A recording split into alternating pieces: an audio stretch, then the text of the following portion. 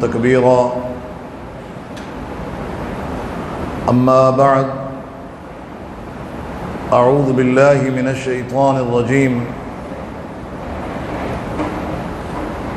لقد كان لكم في رسول الله أسوة حسنة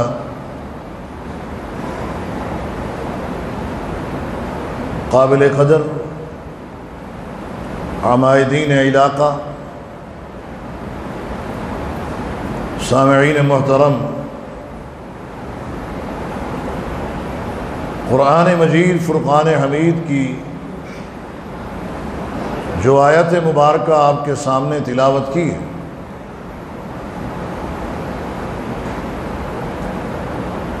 ہر خطیب، ہر واعظ، ہر مقرر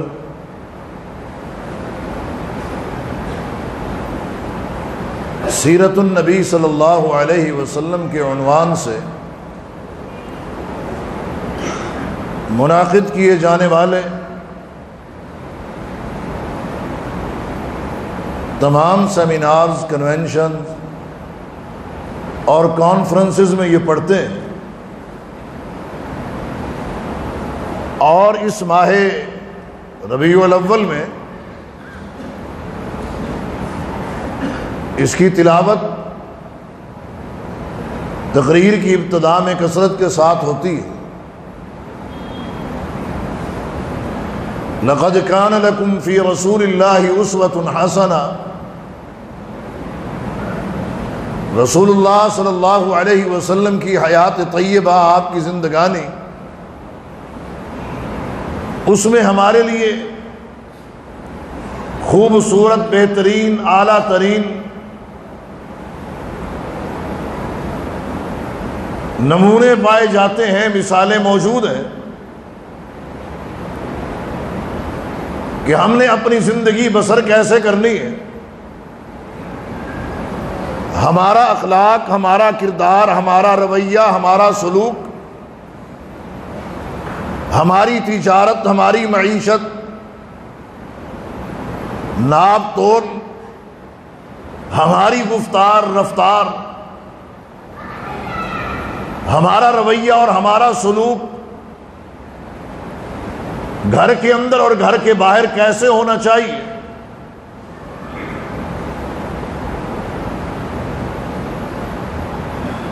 اور ہماری تبلیغ، وعظ و ارشاد اور دعوت، اس کا اسلوب، اس کا انداز اور اس کے اصول کیا ہونے چاہیے۔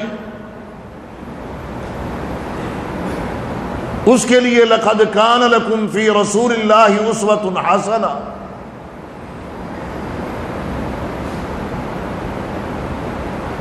اللہ کے نبی صلی اللہ علیہ وسلم کی حیات طیبہ، ہم نے اس کو کاپی کرنا ہے، اس کو دیکھنا ہے، پڑھنا ہے، پرکھنا ہے، اور اس کے اوپر ہم نے عمل کرنا ہے۔ اگر کوئی شخص یہ کہے کہ نماز پنجگانہ تو اسوہ حسنہ کے مطابق ہونی چاہیے، یہ بات ٹھیک ہے کہ نماز اسوہ حسنہ کے مطابق ہونی چاہیے، اگر وہ اسوہ حسنہ کے مطابق نہیں ہوگی، اس میں سقم، کمزوری، نقص ہوگا، تو وہ نماز بھی قابل قبول نہیں۔ آپ صلی اللہ علیہ وسلم نے اپنے صحابی کو دیکھا جو نماز پڑھ کے آپ کے پاس آیا، تو آپ نے فرمایا ارجع فصلی فإنک لم تصلی، جا کے نماز دوبارہ پر، تیری نہیں ہوئی۔ آپ صلی اللہ علیہ وسلم نے دوسری مرتبہ، پھر تیسری مرتبہ، تو وہ کہنے لگا اس سے بہتر تو مجھے آتی نہیں۔ اللہ کے نبی صلی اللہ علیہ وسلم نے اس کی نماز کی اصلاح کی۔ اللہ کے نبی صلی اللہ علیہ وسلم کے اسوہ حسنہ کے مطابق ارکان اسلام میں سے عظیم ترین رکن اگر حج مطابق ہوگا تو قابل قبول ہے، نماز اسوہ حسنہ کے مطابق ہوگی تو قابل قبول ہے، حج اسوہ حسنہ کے مطابق ہوگا تو قابل قبول ہے۔ اور آپ صلی اللہ علیہ وسلم نے حج کے موقع پر فرمایا خذوا عنی مناسککم، حج کے طور طریقے مجھ سے سمجھ لو، مجھ سے سیکھ لو، کیونکہ اگر اسوہ حسنہ کے مطابق نہیں ہے تو وہ قابل قبول نہیں ہے۔ لیکن اگر کوئی شخص یہ کہے کہ نماز، روزہ، حج اور زکوٰۃ تو اسوہ حسنہ کے مطابق ہونی چاہیے، یہ بات درست ہے، لیکن باقی اپنی زندگی میں میں آزاد ہوں، تجارت اپنی مرضی سے کروں گا، سیاست اپنی مرضی سے کروں گا، لین دین اپنی مرضی سے کروں گا، رویے اپنی مرضی کے رکھوں گا، تو ایسی بات تو صحیح نہیں ہے۔ اخلاق بھی اللہ کے نبی محمد الرسول اللہ صلی اللہ علیہ وسلم جیسا کرنا ہوگا۔ اگر کوئی شخص یہ کہے کہ میری تو نماز پنجگانہ فوت نہیں ہوتی اور پڑھتا بھی سنت کے مطابق ہوں، اور تہجد کا بھی اہتمام ہوتا ہے، اور اشراق وہ بھی نہیں چھوٹتی، مسجد میں آتا ہوں تو تحیت المسجد کے بغیر میں بیٹھتا ہی نہیں ہوں، اب اگر وہ یہ کہے کہ نماز میں سنت کے مطابق پڑھتا ہوں، باقی میرا رویہ میں جانوں، تو یہ بات درست نہیں ہے۔ زندگی کے ہر معاملے میں لقد کان لکم فی رسول اللہ اسوۃ حسنہ، ہم نے اللہ کے نبی محمد الرسول اللہ صلی اللہ علیہ وسلم کے اخلاق کو دیکھنا اور پرکھنا کہ وہ کیسا ہے، کردار کو بھی دیکھنا ہے، رویے کو بھی دیکھنا ہے۔ صحابی رسول نے آ کے پوچھا کہ اللہ کے نبی صلی اللہ علیہ وسلم کا اخلاق کیسا ہے، اور پوچھا کس سے؟ آ کے ام المؤمنین سید عائشہ صدیقہ طاہرہ مطہرہ عفیفہ کائنات بنت صدیق رضی اللہ تعالیٰ عنہ سے۔ تو انہوں نے جواب میں کیا کہا کہ آپ نے قرآن نہیں پڑھا؟ جی قرآن تو پڑھا، تو سارا قرآن ہی اللہ کے نبی صلی اللہ علیہ وسلم کا اخلاق ہے۔ آپ کا اخلاق کتنا بلند تھا، وَإِنَّكَ لَعَلَىٰ خُلُقٍ عَظِيمٍ، کسی مبصر کا تبصرہ پیش کرنے کی ضرورت نہیں ہے، تجزیہ کار کا تجزیہ سامنے لانے کی ضرورت نہیں ہے، اللہ کا قرآن گواہی دے رہا ہے، قرآن بول بول کے کہہ رہا ہے وَإِنَّكَ لَعَلَىٰ خُلُقٍ عَظِيمٍ۔ ذرا میں دیکھوں کہ کیا جس پیغمبر کا میں ماننے والا ہوں میرا رویہ کیسا ہے، میرا اخلاق کیسا ہے، میری سوچ کیسی ہے، میری گفتار کیسی ہے، میری رفتار کیسی ہے، ذرا اس پر تو میں غور کروں۔ اللہ اکبر و کبیرہ، ان چیزوں پر ہم غور نہیں کرتے۔ اللہ کے نبی صلی اللہ علیہ وسلم نے ارشاد فرمایا خیرکم خیرکم لأہلی وانا خیرکم لأہلی، تم میں سے بہترین وہ ہے، خیر والا انسان وہ ہے جو اپنے گھر والوں سے، اہل و عیال سے اچھا، اور کہا میں تم میں سے سب سے بہترین، رویے کے اعتبار سے، اخلاق کے اعتبار سے، فرائض کی ادائیگی کے لحاظ سے۔ اور جب صحابی رسول نے پوچھا تو جواب یہی ملا نا، چونکہ باہر کا رویہ تو وہ جانتے تھے، اللہ کے نبی صلی اللہ علیہ وسلم کے وہ سفر و حضر کے ساتھی تھے، دعوت و تبلیغ کے ساتھی تھے، میدان مقتل کے ساتھی تھے، بدر و حنین کے وہ ساتھی تھے، وہ تو گھر کے اندر کا پوچھنے آئے تھے رویہ کیسا۔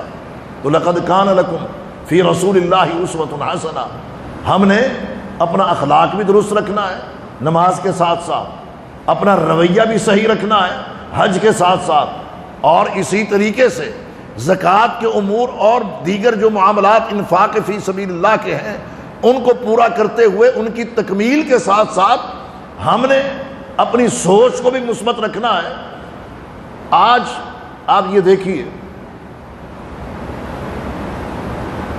کہ ہم اپنے آپ کو الحمدللہ مسلک حقہ سے پہچانے بھی جاتے ہیں اور کہتے بھی ہیں، اس میں کوئی شک والی بات بھی نہیں ہے، لیکن وجہ کیا ہے کہ حق تو غلبے کے لیے آیا ہے اور اس نے غالب ہو کے رہنا ہے، یہ نہیں کہ یہ دین غالب نہیں ہوگا۔ جو ہمارا دعویٰ ہے کہ ہمارے پاس حق ہے، ہمارے پاس سچ ہے، یہ بات درست ہے، یہ دعویٰ صحیح ہے کہ ہمارے پاس قرآن و سنت، ہمارے پاس جو اصول ہیں بڑے مضبوط ہیں، ان کے اوپر نہ انگلی اٹھائی جا سکتی ہے، نہ قلم اٹھایا جا سکتا ہے، نہ اس کے خلاف آنکھ اٹھائی جا سکتی۔ ہمارے اصول مضبوط ہیں اللہ کے فضل و کرم، لیکن دیکھنا یہ ہے کیا ہمارا اسلوب بھی ٹھیک ہے یا نہیں۔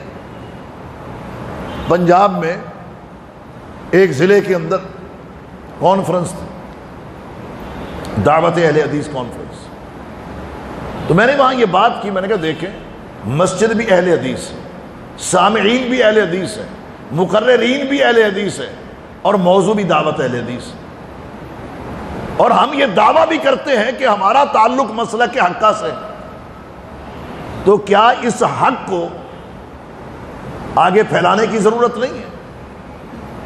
یہ حق کی دعوت جو ہے اس کو آگے لے جانے کی ضرورت نہیں ہے؟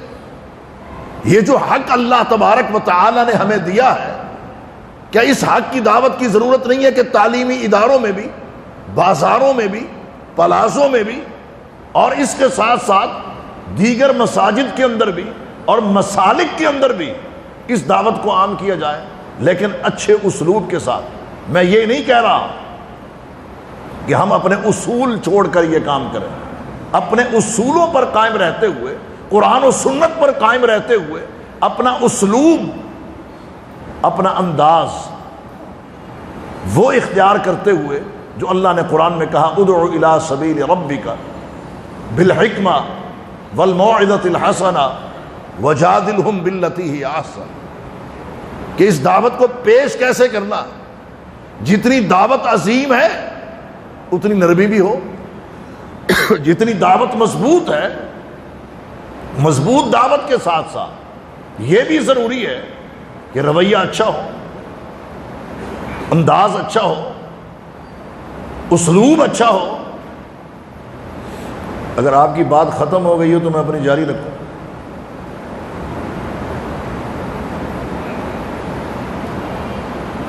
اللہ اکبر کبیرہ۔ میں یہ بھی نہیں کہہ رہا کہ اسلوب قرآن و سنت سے ہٹ کے ہو، نہیں، ہمارا اسلوب، انداز اللہ کے نبی صلی اللہ علیہ وسلم کی سیرت سے علیحدہ اور جدا گانا ہو، نہیں۔ دعوت کا میدان ہے تو تب بھی یہ آیت ہے لَقَدْ كَانَ لَكُمْ فِي رَسُولِ اللَّهِ أُسْوَةٌ حَسَنَةٌ، یہ تاجر کے لیے بھی ہے، سیاست دان کے لیے بھی ہے، مدبر کے لیے بھی ہے، مجاہد کے لیے بھی ہے، داعیہ الی اللہ کے لیے بھی ہے۔ لَقَدْ كَانَ لَكُمْ فِي رَسُولِ اللَّهِ أُسْوَةٌ حَسَنَةٌ، جب دعوت پیش کرنی ہے تو اس میں بھی اللہ کے نبی محمد الرسول اللہ صلی اللہ علیہ وسلم کا اسوہ حسنہ سامنے رکھنا چاہیے۔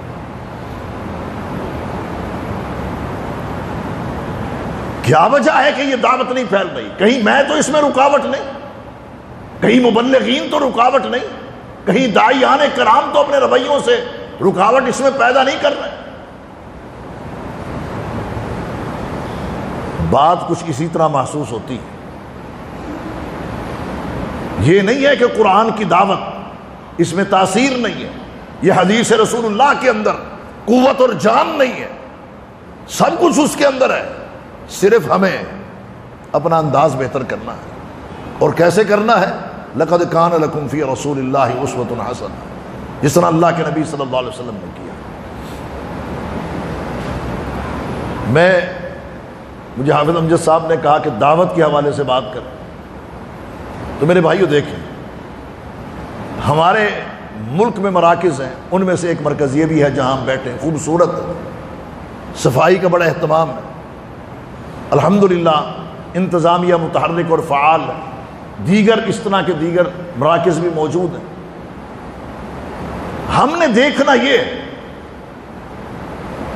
جہاں نوجوانوں کو دیکھنا ہے کہ ان کی تعداد کتنی ہے، وہاں ضروری ہے کہ بوڑھوں کو بھی دیکھا جائے، وہاں لازمی ہے کہ بچوں کو بھی دیکھا جائے کہ ان کی تعداد کی صورتحال کیا ہے۔ میں گجرانوالہ ایک مسجد میں گیا، درس دیا، تو ایک صاحب باہر بیٹھ کے درس سنتے رہے، بعد میں ملنے کے لیے آئے اور کہنے لگے میں کئی سال کے بعد مسجد میں نے آج قدم رکھا۔ بھئی کیوں؟ کیا وجہ ہے اس دوری کی؟ کہا رویہ دوری ہے۔ اب ظاہری بات ہے جو بوڑھے لوگ ہیں ان کو کھانسی بھی آنی ہے، بوڑھے لوگ ہیں انہوں نے کرسی پر بیٹھ کے نماز بھی پڑھنی ہے، بوڑھے لوگ ہیں وہ نوجوانوں کی طرح فعال اور متحرک نہیں ہے، تو ان کی ہوٹنگ کرنا، ان کی بے عزتی کرنا اور انہیں یہ کہنا کہ آپ کے بیٹھنے کی وجہ سے، آپ کے بیٹھنے کی وجہ سے پنکھا چلتا ہے، آپ کے بیٹھنے کی وجہ سے لائٹ خرچ ہوتی ہے، آپ کے بیٹھنے کی وجہ سے خادم پابند ہوتا ہے، بوڑھوں کو تو ہم نے کر دیا فارغ، اور جہاں تک معاملہ بچوں کا ہے، یہ بچے شور کرتے ہیں، کیا وہ بچے گھر میں شور نہیں کرتے؟ جن تعلیمی اداروں میں سکولوں میں پڑھتے ہیں وہاں شور نہیں کرتے؟ لیکن صورتحال کیا ہے؟ ہم نے اپنے رویوں سے اپنی مساجد کو ویران کیا ہوا، نہ بوڑھے نظر آئیں گے اور نہ بچے نظر آئیں گے۔ اللہ اکبر و کبیرہ۔ آپ دیکھیے کہ ایک صاحب دکاندار کریانے کی دکان کھول کے بیٹھے ہیں، بچہ گیا 100 روپے کی چیز لینے کے لیے، جب وہ سودا لے کے آنے لگتا ہے تو وہ کیا کہتا ہے؟ بیٹا ٹھہرو، یہ ٹافی لے کے جاؤ، یہ چاکلیٹ لے کے جاؤ۔ کیا اس کے پیسے الگ چارج کرتا ہے؟ کیوں جی؟ اس ٹافی کے، اس چاکلیٹ کے وہ الگ سے پیسے لیتا ہے؟ نہیں لیتا، کہتا ہے یہ گفٹ ہے، یہ آپ کے لیے۔ اب اس نے اپنا گاہک پکا کرنا ہے، اس کی آپ سوچ دیکھیں، بچہ ہے، چھوٹا ہے، 100 روپے لے کے آیا، ایک ٹافی ایک چاکلیٹ لے کے گیا، جو اصل سودا اس نے لینا تھا اس کے ساتھ۔ اب آئندہ جب 500 کی چیز لینی ہوگی وہ اسی کے پاس آئے کہ یہ انکل کیا کرتے ہیں، یہ چاکلیٹ بھی دیتے، پھر اس نے 5000 کی خریداری کرنی ہوگی تو وہ اسی کے پاس آئے گا۔ اب وہ دکاندار اس بچے کو اپنا مستقل گاہک بنا رہا ہے۔ ایک دکاندار کو اپنا مستقل گاہک بنانا آتا ہے، اور ہمیں ایک اپنا مستقل نمازی بنانے کا طریقہ کیوں نہیں آتا؟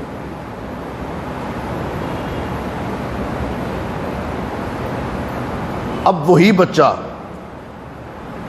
جس کو وہاں ٹافیاں اور چاکلیٹیں مل رہی ہوتی ہیں، وہی بچہ مسجد میں آ جائے، اس کی آواز بلند ہو جائے، دوسرا سلام مکمل طور پر بعد میں پورا ہوتا ہے، نمازیوں میں سے ایک اٹھ کے اس کو پکڑتا ہے گردن سے اور جا کے باہر کھڑا کر دیتا۔ مجھے آپ یہ بتائیں کہ جس معصوم بچے کو 7-8 برس کے بچے کو آج بازو سے، کلائی سے، گردن سے پکڑ کے مسجد سے نکالا جائے گا، وہ 70 برس کا بوڑھا ہو کے بھی کبھی مسجد کے اندر داخل نہیں ہوگا، کہ یہ وہ جگہ ہے جہاں سے دھکے پڑتے ہیں، جہاں سے پکڑ کے نکال دیا جاتا۔ اللہ اکبر و کبیرہ۔ لمحہ فکریہ سن کے دیکھ کے حیرانی اور پریشانی ہوتی ہے، مساجد کے اندر کیوں مساجد ویران ہے؟ کیوں دعوت کا کام رکا ہوا ہے؟ کیوں دین آگے نہیں پھیل رہا؟ کیوں لوگ مساجد کا رخ نہیں کر رہے؟ یہاں تو خوشی ہوتی ہے، آ کے ماشاءاللہ آباد ہوتی ہے، مسجد بھری ہوتی ہے، نماز میں بھی ماشاءاللہ اب دیکھا، لیکن معاملہ کیا ہے؟ اب وہ لیٹرینوں کو تالے لگے ہوتے ہیں، لیٹرینوں کو بھائی کیوں تالے لگے؟ کہ لوگ پیشاب کرتے ہیں۔ بھائی آج تک کبھی ایسا ہوا کہ لوگوں نے لیٹرین میں آ کے پھولوں کے گلدستے رکھے ہوں؟ کہ لوگ تو قضائے حاجت کے لیے آتے ہیں، وہاں تالا لگا ہوا ہے۔ ہمارے ہاں وہاں پڑوس میں مسجد، تو میں نے کہا بھائی یہ تالے والے نہیں لگنے چاہیے، کہتے ہیں جی لوگ وہ گندگی پیدا کر دیتے ہیں۔ بھائی خادم رکھا ہوا ہے، ایک نہیں تو 2 رکھ، لوگ پیشاب کرنے آتے ہیں، نماز کے لیے نہیں آتے۔ بھائی آج ان کو پیشاب کے لیے آ رہے ہیں تو آنے دو، کل کو نماز کے لیے بھی آ جائیں گے، کل کو نماز سے پیچھے نہیں رہیں گے، لیکن ان کو متنفر نہ کرو۔ وہ تو مساجد کے باتھ روموں میں آتے ہیں۔ وہ ایک بدو دیہاتی اعرابی صحابی رضی اللہ تعالی عنہ، وہ تو آگے مسجد نبوی میں پیشاب کرنے لگ گئے۔ جاء اعرابی فبال فی طائفۃ المسجد فزجرہ الناس فنہاہم النبی صلی اللہ علیہ وسلم۔ صحابہ نے ڈانٹنا شروع کر دیا، وہ پیشاب کر رہا ہے، اللہ کے نبی نے روکا نہیں کرنے، کر لیا، ڈول کا حکم دیا، پانی بہا دیا گیا، جگہ صاف کر دی گئی، بلا کے اس کو نصیحت کی گئی۔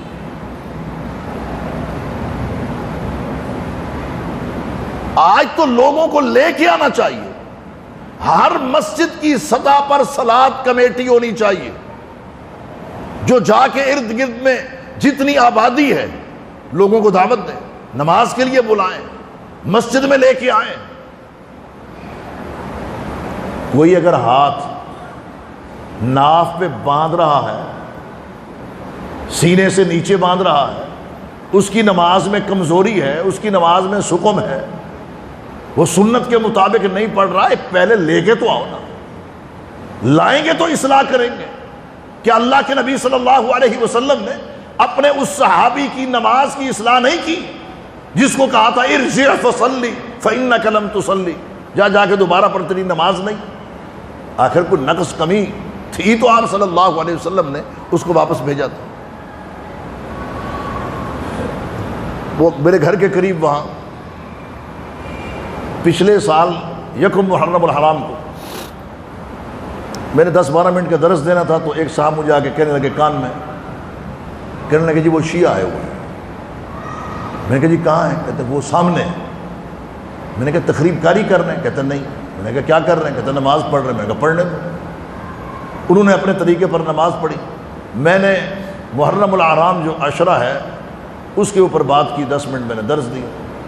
اگلا دن آیا تو سیدنا عمر بن خطاب کی شہادت اور سیدنا حسین رضی اللہ تعالیٰ عنہ کی شہادت کے حوالے سے بات ہوئی، وہ آ کے سنتے رہے۔ جب تیسرا دن ہوا تو اتفاق سے میں وہ تینوں دن لاہور میں تھا، جب تیسرا دن آیا تو وہ ہمارے ساتھ صف میں شامل ہو کے نماز پڑھنے لگے۔ اب وہاں چونکہ یونیورسٹی قریب ہے، ہر مسلک اور ہر مکتبہ فکر کا نوجوان آتا ہے نماز پڑھنے کے لیے۔ یہ تو کرونا کی وجہ سے نا کہا گیا تھا کہ 6 فٹ آپ ایک دوسرے سے دور رہیں، ورنہ عام حالات میں بھی ہم 6 انچ لوگ جو ہیں وہ دور رہتے ہیں ایک دوسرے سے نماز کی سب بندی کے دوران۔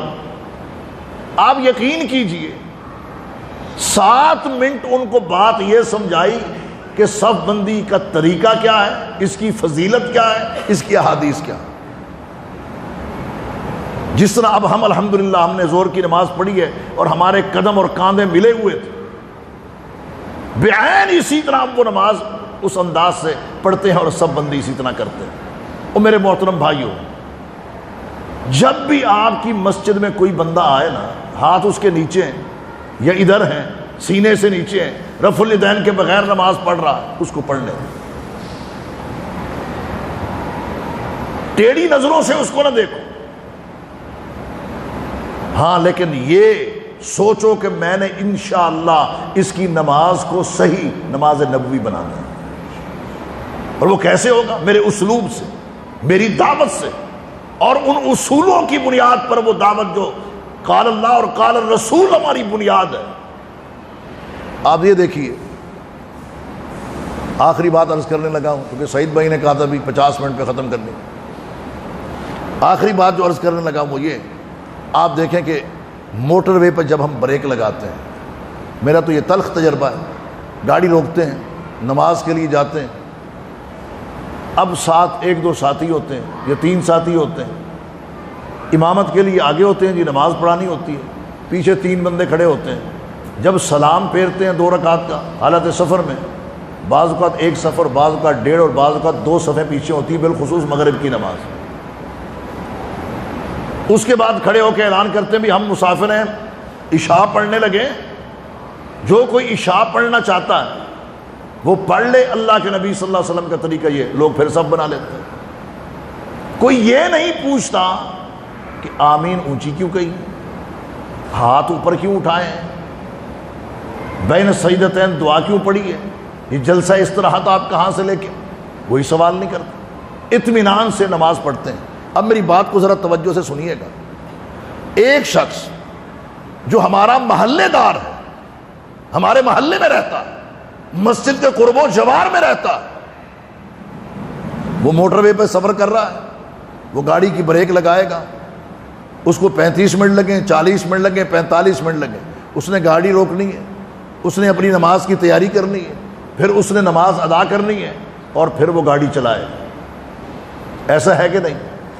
کیوں جی بولو، یہ بات درست ہے کہ نہیں؟ وہ رکتا ہے، نماز ادا کرتا ہے، اور اس کے بعد پھر آگے سفر جاری رکھتا ہے۔ جب وہی شخص اپنے گھر واپس پلٹتا ہے، وہاں اس نے پونا گھنٹہ، آدھا گھنٹہ، پونا گھنٹہ، 30 سے 45 منٹ کی بریک کی ہے۔ کس کے لیے؟ اللہ کے سامنے سجدہ ریز ہونے کے لیے۔ اب وہ آ گیا اپنے گھر واپس، مسجد پڑوس میں، اذان بھی ہو چکی ہے، اقامت کی آواز بھی سن رہا ہے، نماز پڑھنے کے لیے نہیں آتا۔ کیوں؟ وہ کہتا ہے یہ وہابیوں کی مسجد ہے، وہ کہتا ہے یہ دیوبندیوں کی مسجد ہے، وہ کہتا ہے یہ بریلویوں کی مسجد ہے، وہ کہتا ہے یہ ارائیوں کی مسجد ہے، وہ کہتا ہے یہ جاٹوں کی مسجد ہے، وہ کہتا ہے یہ چیموں کی مسجد ہے، یہ چٹھوں کی مسجد ہے، یہ شیخوں کی مسجد ہے، یہ فلاں کی میوں کی مسجد ہے۔ اس کا مطلب تو پھر یہ ہوا کہ جو موٹر وے پہ ہیں صرف وہ اللہ کی مساجد ہیں جو اس کے علاوہ ہیں، یا وہ برادریوں کی ہیں یا کسی اور کی۔ اب بندہ وہ بے نماز نہیں ہے، بے نماز ہوتا تو بریک لگا کے نماز نہ پڑھتا۔ اس کا مطلب یہ ہے کہ میں نے اس کے دروازے پہ جا کے اس کو دعوت نہیں دی کہ بھائی آ تو میرا بھائی۔